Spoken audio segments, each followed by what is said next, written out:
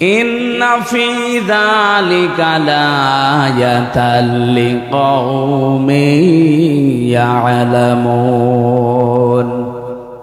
মাঝখানে লাম, এটা লামে তাকিদ। আল্লাহ গ্যারান্টি দিচ্ছে, তাকিদ দিচ্ছে, অবশ্যই এর ভেতরে শিক্ষা আছে। কাদের জন্য? যারা জ্ঞানী। তাহলে আমাদের জন্য এখানে শিক্ষা কি? তাফসিরে মাযহারি মুফাসসির লিখেছেন এটা লূত নবী আলাইহিস সালামের জামানার ঘটনা। ওই মানুষগুলো সমকামিতায় লিপ্ত ছিল। আল্লাহ এত রাগান্বিত হয়েছিলেন, ওদেরকে পুরা উল্টিয়ে ওটা এখন ডেড সি, মৃত সাগর বানিয়ে দিয়েছে। এখনো জর্ডানে আছে। আজ এই দেশে অনেকে সূক্ষ্ম কায়দায় সমকামিতা আরম্ভ করার জন্য বিভিন্ন পায়তারা করছেন। আল্লাহর পুরা সিস্টেমকে আপনি উল্টিয়ে ফেলতে চান। যুজ্জিনা লিন-নাসি হুব্বুশ শাহাওয়াতি মিনান নিসা। আল্লাহ বলেন আমি আকর্ষণ তৈরি করে দিয়েছি এই পৃথিবীতে 7টা জিনিসের প্রতি। তার 1 নম্বরে নারী। কে? নারীর প্রতি পুরুষের আকর্ষণ, এটা স্বাভাবিক, আল্লাহ বানিয়ে দিয়েছে। সেইটা এখন পুরা উল্টিয়ে আপনি পুরুষে পুরুষে, নারীতে নারীতে বিয়ে করবেন। এই কাজগুলো যারা আরম্ভ করতে চাচ্ছেন তারা আল্লাহর বিধানে হাত দিচ্ছেন।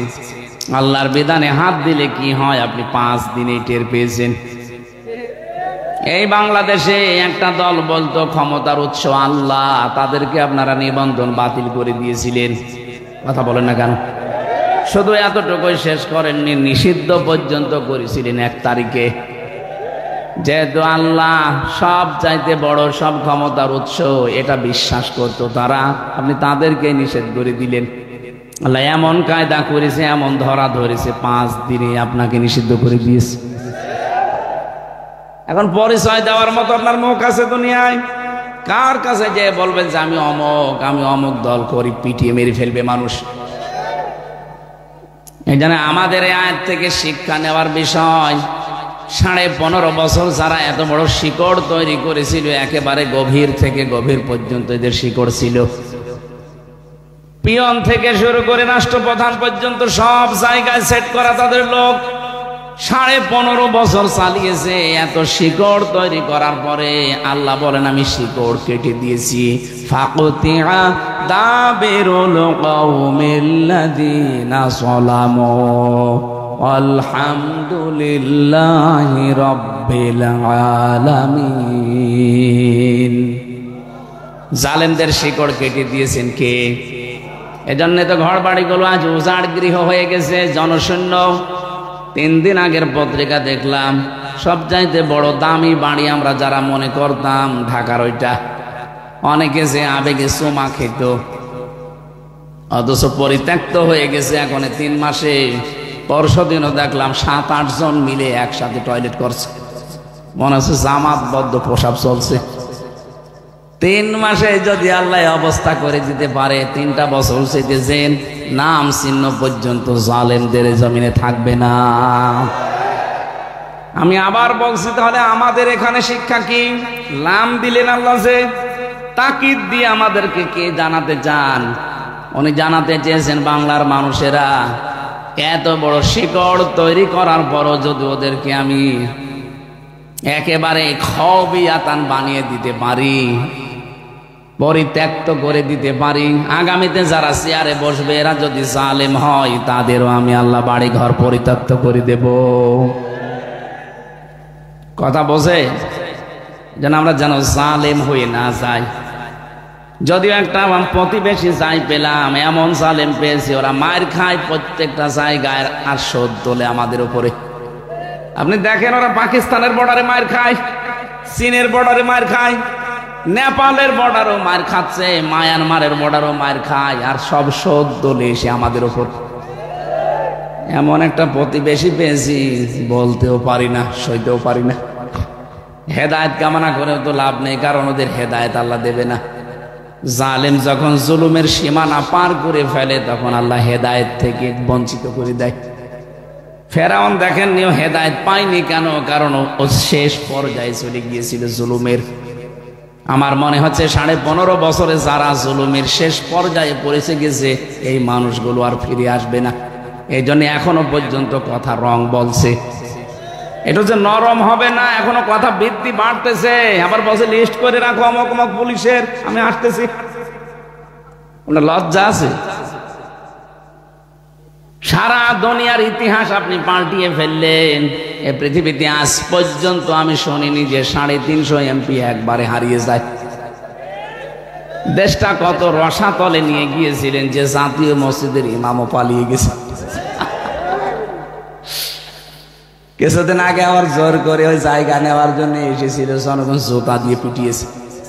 পরের দিন আবার দেখি স্ট্যাটাস দিয়েছে যে জনগণ জুতা মেরেছে কিন্তু আমার গায়ে লাগেনি।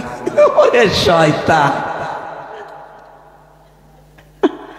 মানুষের কমন সেন্স কোথায় গিয়ে পৌঁছেছে? বিবেক বলেন তো।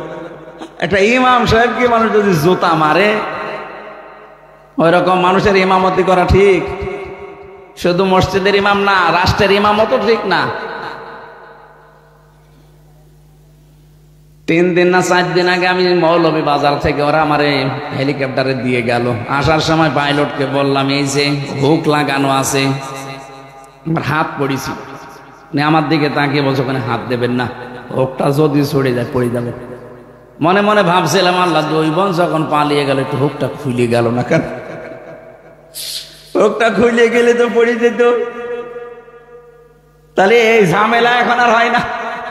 এখন যে মাঝে মাঝে ইস্যু তৈরি করে ওখান থেকে বসে বসে আর ওইগুলো নিয়ে দেশের কিছু আবেগলা মানুষ মনে করে হ্যাঁ কাজ হচ্ছে, কিছুই হচ্ছে না। দেখেননি গোপালগঞ্জের পেছনে কিভাবে লাল করে দিয়েছে পুলিশ? এখন আর ওই পুলিশ নেই, ঝামেলা করলে আবারও লাল করে দেবে। এই জন্য আমরা কোনো ফাঁদে যেন পা না দেই। কিচ্ছু হয়নি, সব ঠিক আছে। কিছু ষড়যন্ত্র যা চলছে সব মিটে যাবে, সব ধুলি কণার মতো উড়ে যাবে ইনশাআল্লাহ। আমরা ঐক্যবদ্ধ যেভাবে হচ্ছে জাতি, এভাবে সত্যি যদি দেশের জন্য এক হয়ে থাকতে পারি, সারা দুনিয়া একদিকে হয়ে গেল কিচ্ছু হবে না আমাদের। কিন্তু ঐক্যবদ্ধ ভেতরে যদি কেউ ফাটল ধরায় কোনো মুনাফিক, আবার কিন্তু সামনে সমস্যায় পড়া লাগবে। বাংলাদেশ এখন উহুদের ময়দানের মতো আছে। কি উহুদের ময়দানে মানুষ মনে করেছিল যা বিজয় হয়ে গেছে, এবার যে গনিমতের মাল কুড়াতে গিয়েছে নবীজির আদেশ বাদ দিয়ে, তখন ঠিক আবার অতর্কিত হামলায় অনেক মানুষ মারা গিয়েছে। আমাদের অবস্থা ঠিক এখন উহুদের ময়দানের মতো আছি। একটু ছাড় পেয়ে ফিরি পেয়ে মন যা বলছে আমরা যেন তাই না করি। অনেকে কিন্তু আরম্ভ করেছে দেখতে পাচ্ছি, কথা বলেন না কেন?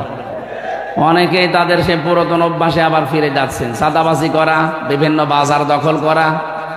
আরে ভাই, এখনো তো যুদ্ধ শেষ হয়ে যায়নি। নবীজির ওই কথা মতো থাকেন, টিকে থাকা লাগবে। আগে ষড়যন্ত্রগুলো আগে বন্ধ হোক।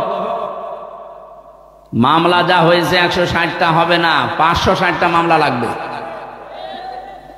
আমি জেলখানায় এক একজনকে জিজ্ঞাসা করলাম কয়টা মামলা দিয়েছে, একজন বলছে 313টা, একজন বলছে 560টা। আমরা চাই গণহত্যার সাথে যারা জড়িত সবাই না, যেই কয়জন জড়িত সত্যিকার অর্থে তাদের শাস্তি দেওয়া দরকার, নাইতে আগামী পৃথিবী বসবাসের যোগ্য করে রাখা যাবে না। কথা বলছেন আমার? এজন্য যারা এই কাজ করেছেন, 2722 জন মানুষকে হত্যা করেছেন এই 5 তারিখের আগ পর্যন্ত। 2780 জন মানুষকে পঙ্গু করে দিয়েছেন। কারো হাত নেই, কারো পা নেই, কারো চোখ নেই। এটা বিশাল বোঝা দিয়ে গেলেন এই পরিবার, সমাজ, রাষ্ট্রের উপরে। এদের বিচার যদি না হয়, আগামীতে যারা বসবে তারা এর চাইতে ডবল জালেম হবে। কথা বলে না কেন? আমরা চাই যারা যা করেছে দ্রুত শাস্তি দেওয়া হোক, যেন পৃথিবী দেখে শিক্ষা নিতে পারে। না, এদেশে এখনো আইনের শাসন আছে। এতদিন শুধু বলি উড়িয়েছে যে আমরা আইনের শাসন প্রতিষ্ঠা করছি, পুরাটা মিথ্যা কথা। আমারে ধরে নিয়ে গেল আমার বাড়ি থেকে, পরের দিন পেপারে দিল না, ওনারে চোড়হাঁস থেকে নিয়ে এসেছি। এই মিথ্যা শুরু হয়েছে একেবারে জামিন পর্যন্ত, পুরাটা মিথ্যা ছিল। একটা ঠনটো মামলা দিয়ে 3 বছর পর্যন্ত আটক করে রাখলেন। আপনার বিবেক একটু কাঁদেন? আপনার বিবেক নেই তো কাঁদবে কি? বিবেক থাকলে আপনজন যারা আছে তাদেরকে ছেড়ে মানুষ চলে যায়। নবীজি যেদিন নবুয়ত পেয়ে আসে, সেদিন খাদিজাতুল কুবরা বলেছিলেন, হে স্বামী আবুল কাসেম, ভয় পাবেন না, ইন্নাকা লা তাসিলুর রাহিমা, আপনি তো আত্মীয়তার সম্পর্ক ঠিক রাখেন। রক্তের সম্পর্ক যারা ঠিক রাখে তাদের কোনো ভয় নেই, কোনো জিন পরিভূত কেউ আপনাকে ভয় দেখাতে পারে না। এখান থেকে প্রমাণ হয় যারা রক্তের সম্পর্কগুলো ঠিক রাখবে তাদের ভয় আল্লাহ দূর করে দেবে। অথচ আজ হাজারো মানুষ দেখতে বেশ ভালোই মনে হয়, কিন্তু আত্মীয়তার সম্পর্কগুলো আমরা ঠিক রাখতে পারছি না। যাদের কারণে পারছি না তাদেরও সতর্ক হওয়া লাগবে। আজ পরিবারে একটা পুরুষ তার রক্তের সম্পর্ক যাদের সাথে, বিশেষ করে তার আপন ভাই, আপন বোন, মা বাবা, চাচা, ফুফু, এদের সাথে রাখতে পারে না, যার কারণে সেটা হচ্ছে তার বউ। কথা বলে না কেন? সম্মানিতা মা বোনেরা, শুধু নামাজ পড়া, রোজা রাখা, কালো বোরকা পরা ইবাদত না, পারিবারিক জীবনে এটা যে কত বড় ইবাদত। হযরতে খাদিজাতুল কুবরা রাদিয়াল্লাহু তাআলা আনহা তার স্বামীকে অভয় দিচ্ছে, আপনি ভয় পাবেন না, আপনি রক্তের সম্পর্ক ঠিক রাখেন। সুতরাং যারা রক্তের সম্পর্কগুলো আরো অটুট করবে তাদের ভয় নেই। সূরা নেসার তাফসিরে এসেছে, সব কিছু আল্লাহ কমপ্লিট করার পর এই যে রেহেম, যেটা এটা আল্লাহর কুদরতি পা চেপে ধরেছিল, ডাক দিয়ে বলে, মাবুদ তুমি আমার ব্যাপারে তো কিছু বললে না। আল্লাহ পাক বলেন, তোমার ব্যাপারে আমার সিদ্ধান্ত এই, যারা তোমার সাথে সম্পর্ক ঠিক রাখবে আমার সাথে তাদের সম্পর্ক আছে, যারা তোমাকে কাট করে দেবে আমি আল্লাহ তাদেরকে কাট করে দিলাম। বলেন নাউজুবিল্লাহ। আল্লাহ রাব্বুল আলামিন বলেন 2 নাম্বার আয়াত এটা, আল্লাহর দৃষ্টিতে মুমিন কারা। আমরা অনেক মানুষ মনে করে আমি নামাজ পড়ি, আমি রোজা রাখি, হজ করে আসলাম, আমি মুমিন হতে পারিনি। না, সাহাবী প্রশ্ন করলেন, হে নবী আমি যে মুমিন, আমার ঈমান আছে, আমি কিভাবে টের পাবো? বিশ্বনবী বললেন, ইযা সাররাতকা হাসানাতুকা ওয়া সাআতকা সাজ্জিআতুকা ফাআনতা মুমিন। মুসলিম শরীফের হাদিস। নবীজি বলেন, যখন তোমার ভালো কাজগুলো তোমাকে আনন্দ দেয় আর অন্যায় কাজ হলে ভেতর থেকে একটা বাধা আসে, তখন বুঝবে তোমার ঈমান আছে। 15.5 বছরে ভালো কাজ সবার কাছে কিন্তু ভালো লাগেনি। কথা বলেন না কেন? ভালো কাজ আরো বাধা দিয়েছে। এই কোরআনে কারিম প্রচার করা, কোরআনে কারিম শেখানো, এটা কি ভালো কাজ না খারাপ কাজ বলেন? অন্য জাতি নাই বলতে পারে, আপনি বলেন কি করে? অন্যান্য জাতির লোককে আমি যেখানে কোরআনে কারিম শুধু বুঝে পড়ার জন্য দিয়েছি, তাদের কাছে এখন এটা ভালো কাজ। সেদিন যশোরের এক বিসিএস ক্যাডার অধ্যাপক কলেজের, ওনার আমি 3 মাস টার্গেট দিয়েছিলাম যে স্যার আপনাকে আমি মুসলমান হতে বলি না, শুধু আমাদের ধর্মীয় গ্রন্থটা একটু বুঝে পড়েন। 3 মাস পরে দেখছি বলছে আমি মুসলমান হয়ে গেছি। এটা যদি প্রচার না করতাম, তাকে না শেখাতাম, সে মুসলমান হতো। এটা প্রচারের মাধ্যমটা পর্যন্ত 15.5 বছরে বিভিন্ন ইস্যু তৈরি করে বন্ধ করে দিয়েছিলেন। সরাসরি বলেন না যে হবে না, কিন্তু 14 জায়গায় অনুমতি নেওয়া লাগবে, এই সিস্টেম করেছিলেন। সুতরাং ভালো কাজ যাদের ভালো লাগেনি, অন্যায় কাজ দেখলেও যাদের কাছে অন্যায় মনে হয়নি, ভেতর থেকে কোনো বাধা আসেনি, আপনি বুঝবেন আপনি নামাজ পড়লো, আপনার ঈমান নেই। এই জন্য আল্লাহর দৃষ্টিতে মুমিন কারা, আল্লাহর দৃষ্টিতে আসলে ঈমানদার কারা, 3টা গুণ এখানে আল্লাহ পরপর দিচ্ছেন। ইন্নামাল মুমিনুনা আল্লাযীনা ইযা যুকিরাল্লাহু ওয়াজিলাত কুলুবুহুম। আল্লাহর দৃষ্টিতে ঈমানদার তারা, যে মানুষগুলোর সামনে আল্লাহর নাম উচ্চারণ হলে তাদের কলিজা কেঁপে ওঠে। ওয়াজিলাত কুলুবুহুম, তাদের কলবে কাঁপ ধরে। মানুষের সামনে আল্লাহর নাম, আল্লাহর কোরআনের কথা, বড়দের কথা বললে তাদের ভেতরে একটা ভয় তৈরি হবে, কেঁপে কেঁপে উঠবে না। আরো বৃদ্ধি আমাদের অনেকের বেড়েছে। ওয়াইযা তুলিয়াত আলাইহিম আয়াতুহু যাদাতহুম ঈমানা, তাদের সামনে আল্লাহর আয়াতগুলো যদি তেলাওয়াত হয়, ব্যাখ্যা বিশ্লেষণ হয়, ওদের ঈমান যা আছে আরো বেড়ে যাবে। গ্যারান্টি দিচ্ছে কে? বলেন বলেন। ঈমান বেড়ে যাবে শুধু মানুষের না। সূরা জিনের 2 নম্বর আয়াতের তাফসিরে আমি পড়েছি, এটা তাফসিরে হাক্কানিতে আছে। নবীজি কোরআনে কারীম জিনদের সামনে তেলাওয়াত করেছিলেন। আল্লাহ পাক বলেন, ফাকালু ইন্না সামি'না কুরআনান আজাবা। জিনেরা কোরআন শুনেছে 2 বছর 5 বছর বয়স না, যাদের বছর 1000 বছর 1500 বছর বয়স, তারা তাওরাত শুনেছে, জাবর শুনেছে, ইনজিল শুনেছে। ওই জিনেরা কোরআন শোনার পরে তারা বলছে আমরা এক আশ্চর্য কোরআন শুনলাম। এতটুকু জিনেরা বলে শেষ করে দেয়নি, ইয়াহদি ইলার রুশদি ফাআমান্না বি ওয়ালান নুশরিকা বিরাব্বিনা আহাদা। জিনেরা বলেছে এমন কোরআন আমরা শুনেছি, কোরআন আমাদেরকে হেদায়েতের পথ বলে দিয়েছে, আমরা ঈমান আনলাম, এমন ঈমান এনেছি জীবনে কোনোদিন আল্লাহর সাথে আর শরীক করব না, আর শরীক করব না। এতটুকু না, গ্যারান্টি দিয়ে বলেছে ওয়ালাং তাজিদা, কখনো আমরা আর শরীক করব না। কয়েক মিনিট মাত্র কোরআনে কারীম শোনার পরে যদি তাদের ঈমান এত বেড়ে যায়, এত মজবুত হয় যে কোরআন তাদেরকে হেদায়েতের পথ শুধু বলে দেয়নি, তারা সঙ্গে সঙ্গে ঈমান এনেছে। আর ঈমানটা এত শক্ত মজবুত যে আল্লাহর সাথে কোনোদিন তারা শরীক করবে না, সিদ্ধান্ত নিয়ে ফেলেছে। সুতরাং আমরা যারা এখানে কোরআন শুনছি, সত্যি যদি ওইরকম মন নিয়ে আমরা শুনতে পারি, মাস্ট বি জাদাতুহুম ঈমান, আমাদের ঈমান বাড়বেই, কিন্তু মন থাকা লাগবে আপনার। এই কোরআন নবীজি আবু বকরের সামনেও পড়েছিলেন, আবু জেহেলের সামনেও পড়েছিলেন। দুইজনের নামের আগে আবু আছে। এক আবু বকর কোরআন শোনার পরে তার ঈমান বেড়ে গেছে, শুধু ঈমান বাড়ে নাই, আল্লাহ পাক বলেন ওয়াইদা সামিউ মা উনজিলা ইলার রাসূলি তারা আয়ুনাহুম তাফিদু মিনাদ দামি মিম্মা আরাফু মিনাল হক। হে নবী, যখন কোরআনে কারীম তাদের শোনাবেন, যদি ওদের উপলব্ধি করার ক্ষমতা থাকে, ওরা যদি বুঝতে পারে আমি আল্লাহ কি বলতে চাই, দেখবেন ওদের চোখ দিয়ে পানি গড়িয়ে পড়ছে। কোরআনের আলোচনায় সবার চোখে পানি আসবে না, এটা বোঝার মতো যোগ্যতা থাকা লাগবে আপনার। আপনি যদি সত্যি এর মর্ম বাণীগুলো উপলব্ধি করতে পারেন যে আল্লাহ কি বলে আর আমি কি করি, দেখবেন মনের অজান্তে কখন চোখ দিয়ে পানি পড়ছে আপনি টেরও পাবেন না। আল্লাহ পাক বলেন এই কোরআন আবু জেহেলের সামনেও তো পড়েছিল মুহাম্মদুর রাসূলুল্লাহ, ওর ঈমান বাড়ে নাই, ওর শয়তানি বেড়েছে। শয়তানি এত বাড়া বেড়েছিল, কোরআনের বিরুদ্ধে আইন পর্যন্ত পাশ করেছিল।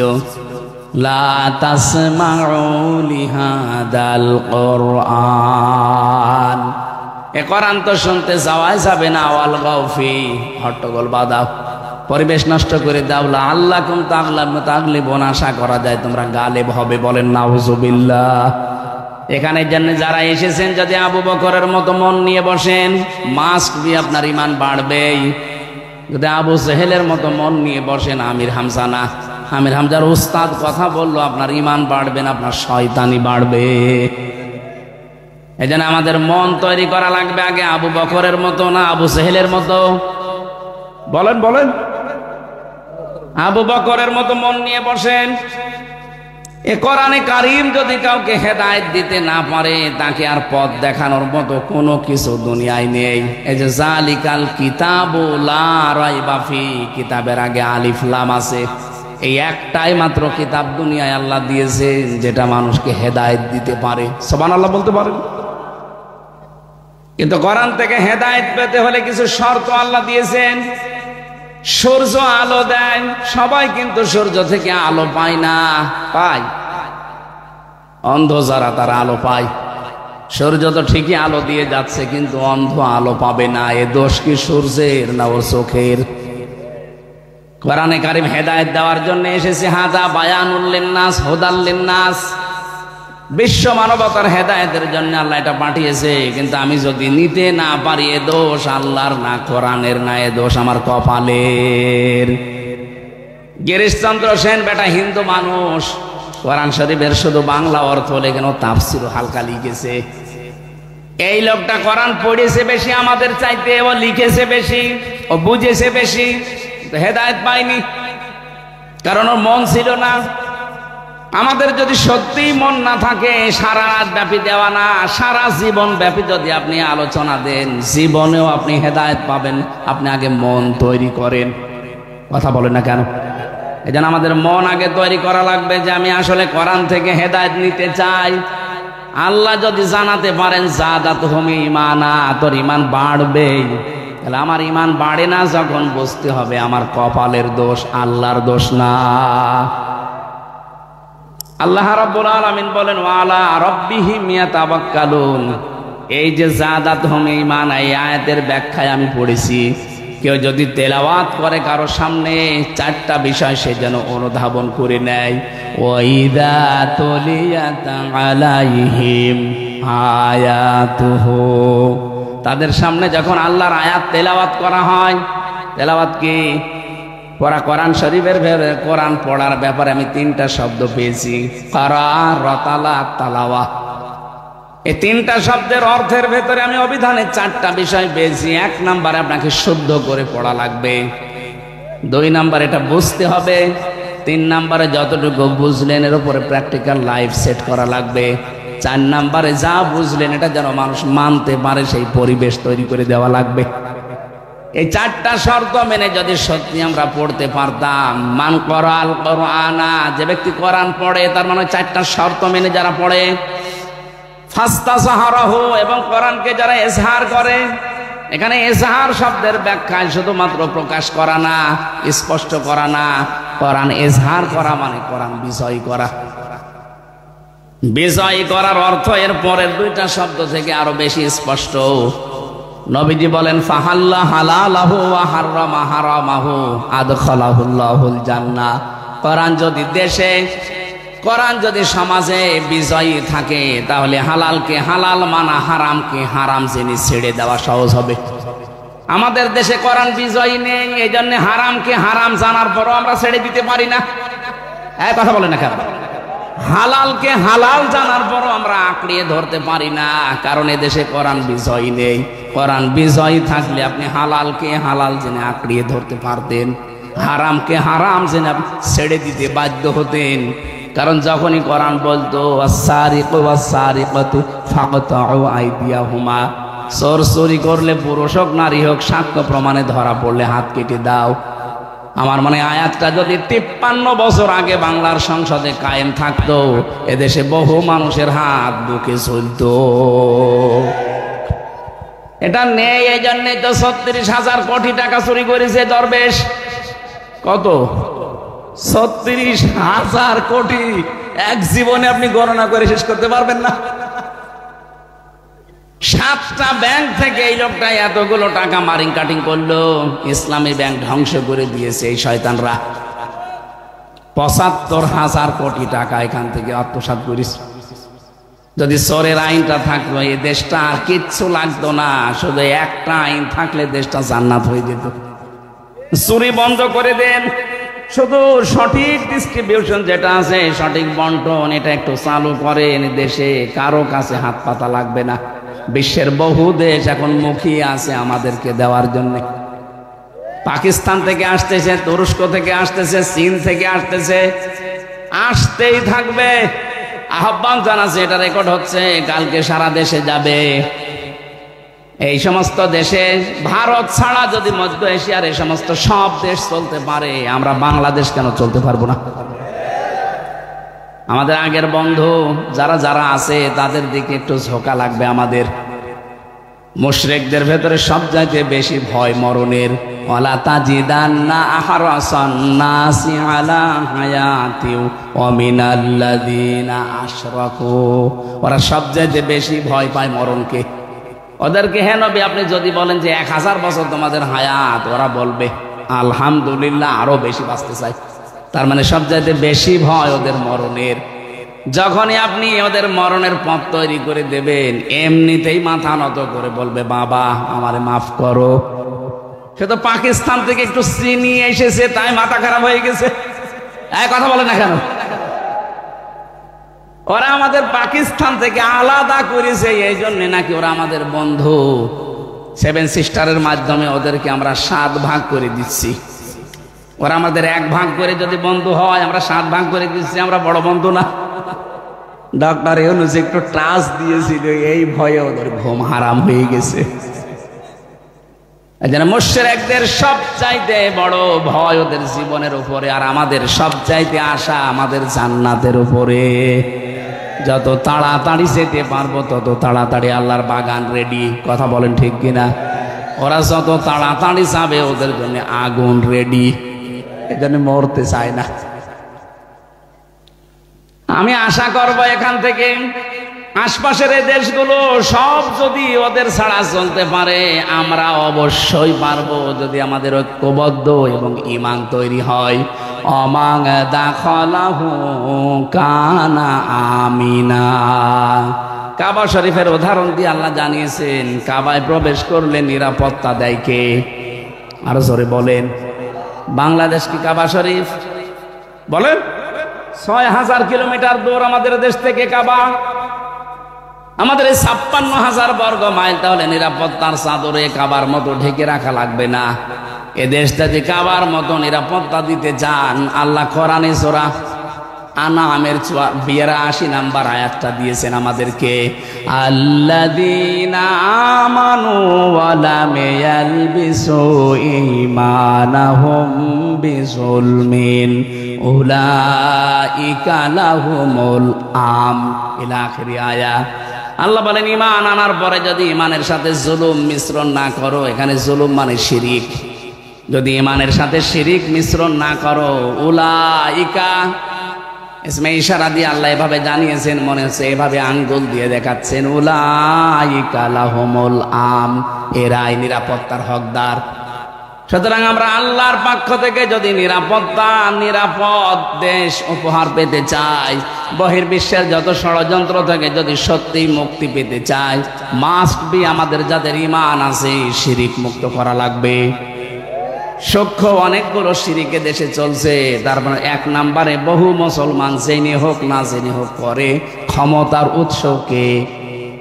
বলেন বলেন, কত মানুষ এখন এই দেশে নামাজ পড়ে রোজা রাখে, বলে না ক্ষমতার উৎস জনগণ। এটা শিরিক, কারণ আল্লাহ যেটা পারে ওইটা অন্য কেউ পারে, বিশ্বাস করার নাম। বলেন বলেন, ক্ষমতায় দিতে পারে কে? জনগণ পারে। তাহলে এই বিশ্বাস যারা করছেন, সে যেই হোক, আপনি কিন্তু শিরিক করছেন। আর শিরিক করলে আপনি মুশরিক। মুশরিকের নিরাপত্তার দায়িত্ব আল্লাহর নেই। আল্লাহর দায়িত্ব হচ্ছে যদি ঈমান আনার পরে আপনি শিরিক মুক্ত জীবন গঠন করতে পারেন, তাহলে। আমি আশা করি আমার কথার অর্থ বোঝাতে পেরেছি। এই দেশ এখন সারা বিশ্বের মুশরিক এবং ইহুদিদের চক্রান্ত থেকে যদি নিরাপদ করতে চান, যতটুকু যার ঈমান আছে মাস্ট বি শিরিক মুক্ত করা লাগবে। ওয়ালা তাহিনু ওয়ালা তাহজানু ওয়া আনতুমুল আ'লাউনা ইন কুনতুম মুমিনিন। কোনো ভয় নেই, কোনো চিন্তা নেই, তোমরাই বিজয় হবে যদি মুমিন হতে পারো। বিজয় দেওয়ার মালিক কে? মুমিন হওয়ার মালিক বলছে, মুমিন হওয়ার মালিক আল্লাহ। মুমিন আল্লাহ মুমিন হবে? আল্লাহ তো মুমিন আছে। আল্লাহ মুমিন না? আমরা আব্দুল মুমিন, আল্লাহ কি? আমরা এই জন্য ডাক দেই ইয়া মুমিনু। এখন মুমিন হওয়ার দায়িত্ব আল্লাহর না, মুমিন হওয়ার দায়িত্ব কার? আমাদের। আমরা যদি সত্যি ওই মুমিনের উপরে বিশ্বাস করে মুমিন হতে পারি, আল্লাহ আমাদেরকে 2টা জিনিস দেবেন।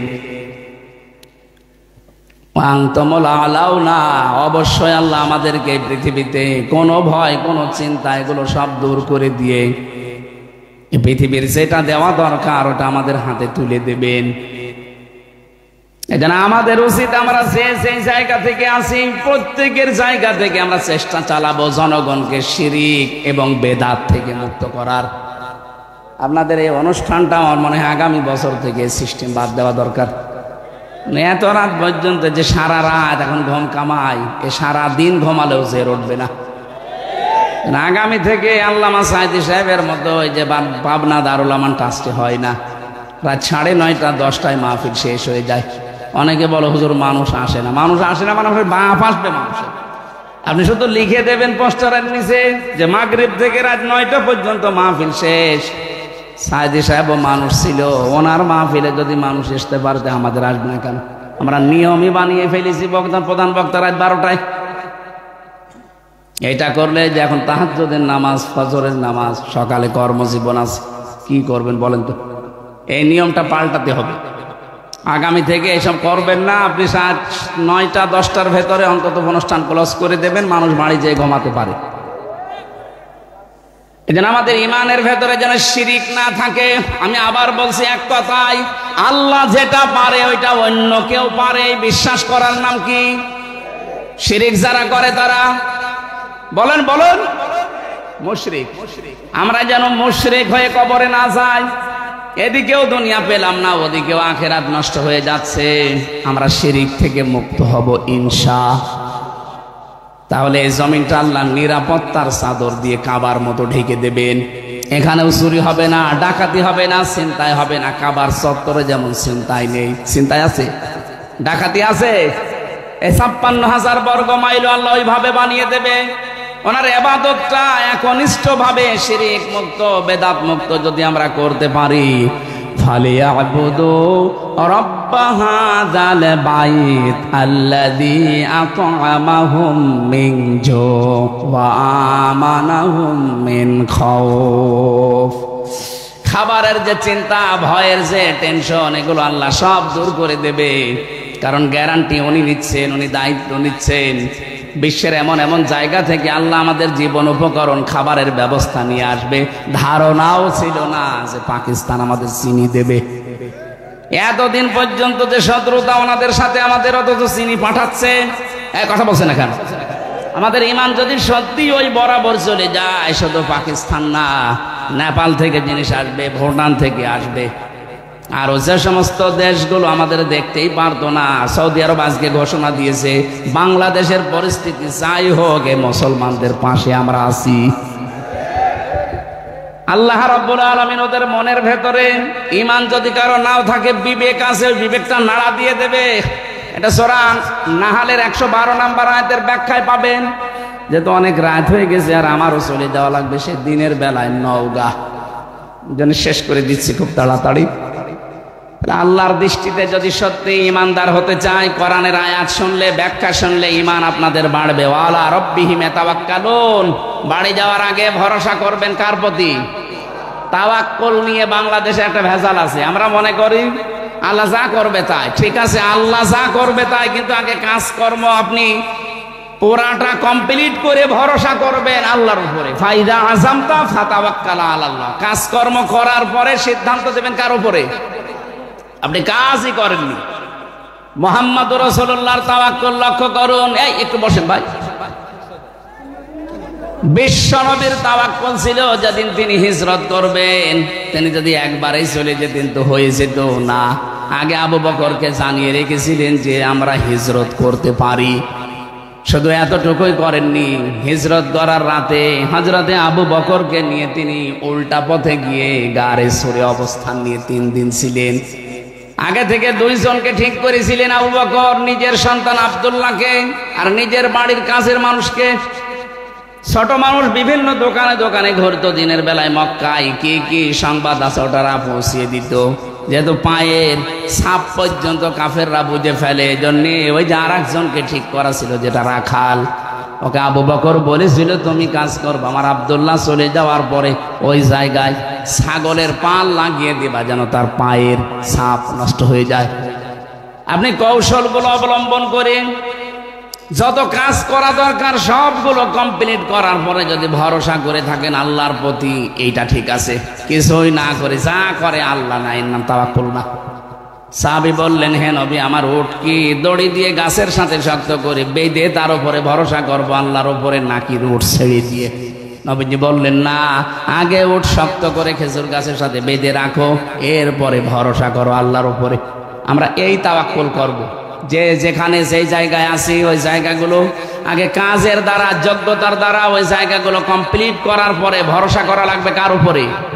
সত্যিকারের ইমানদারের। এখনো আরো গুণ আছে, আমি আজকের মতো আর পারছি না, আমার গলা ব্যথা করছে। আগামীতে কোনো জায়গায় আসলে কথা বলবো ইনশাল্লাহ।